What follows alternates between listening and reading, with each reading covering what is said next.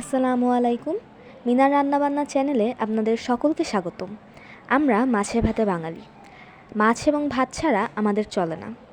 আমি প্রতিদিন যেসব রান্না করি তাই আপনাদের মাঝে শেয়ার করে থাকি।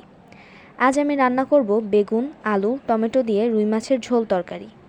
আমি অফ ক্যামেরাতেই সবজি এবং মাছগুলো কেটে ধুয়ে রেখেছি। প্রথমেই মাছে হলুদ এবং লবণ দিয়ে মাছগুলোকে মেখে নিব।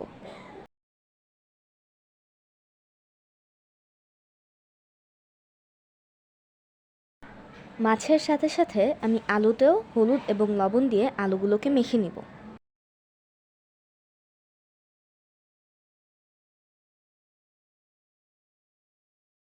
এবার চলে যাব রান্নায়। চুলাতে একটি প্যান বসিয়ে তাতে তেল ঢেলে দিব এবং তেল গরম হয়ে আসার অপেক্ষা করব। প্যানটা ভালোভাবে গরম না হলে মাছগুলো লেগে যাবে, তাই ভালো মতো তেল গরম হয়ে আসার পর তাতে মাছগুলো একে একে দিয়ে দিব। আমার মাছগুলো ভাজা প্রায় শেষ। মাছগুলো ভাজা হয়ে গেলে মাছগুলোকে উঠিয়ে রেখে দিব।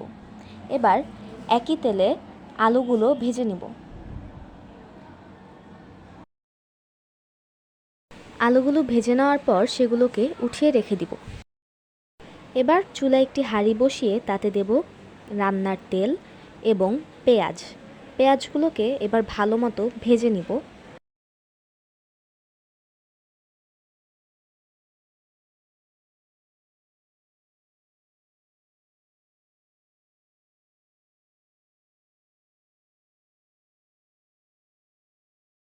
পেঁয়াজগুলো ভেজে নেওয়া হলে তাতে দেব রসুন বাটা এবং তা দিয়ে আবারও কিছুক্ষণ ভেজে নিব।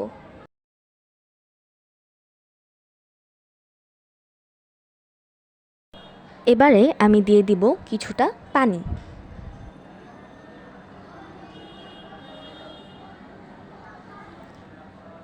এবং এর সাথে দিয়ে দিব পরিমাণ মতো হলুদ, মরিচ, ধনে এবং জিরার গুঁড়া। মশলাগুলো অ্যাড করার পর আমি এটাকে নাড়তে থাকবো এবং মশলাগুলোকে ভালোভাবে কষিয়ে নিব।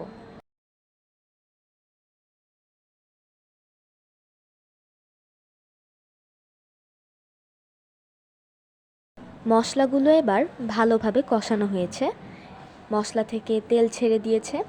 এবার মশলা কষানো হয়ে যাওয়ার পর দিয়ে দিব সবজিগুলো। প্রথমেই দিব বেগুন এবং দেওয়ার পর এটাকে নেড়ে চেড়ে মিশিয়ে নিব।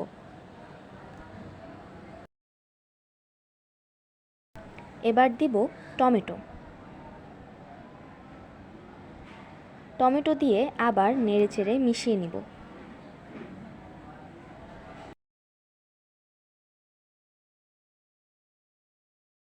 সবজিগুলো কষানোর জন্য আমি এতে কিছুটা পরিমাণ পানি দিয়ে ঢেকে দিয়েছিলাম। এবারে আমার সবজিগুলো কষানো হয়ে গিয়েছে এবং আমি এতে দিয়ে দিব আমার আগে থেকে ভেজে রাখা আলুগুলো। আলু দিয়ে এটাকে আবার কিছুক্ষণ নাড়ব।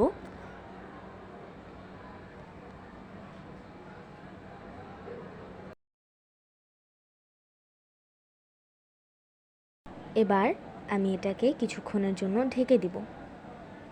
এবারে ঢাকনা উঠিয়ে দিয়ে দিব ঝোল।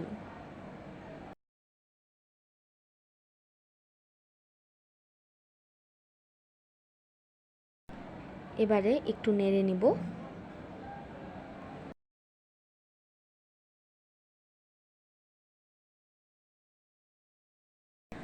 ঝোল দেওয়ার পর এবারে আমি মাছগুলো দিয়ে দিব এখানে। মাছ দেওয়ার পর এটাকে ভালোভাবে মিশিয়ে আমি ঢেকে দিব 5 মিনিটের জন্য।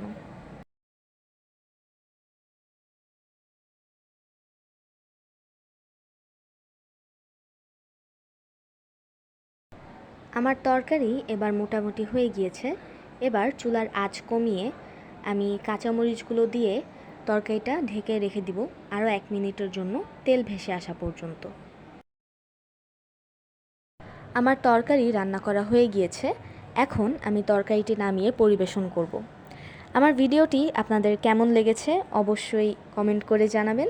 যদি ভালো লেগে থাকে একটি লাইক দিবেন এবং আমাকে সাপোর্ট করতে আমার পাশেই থাকবেন।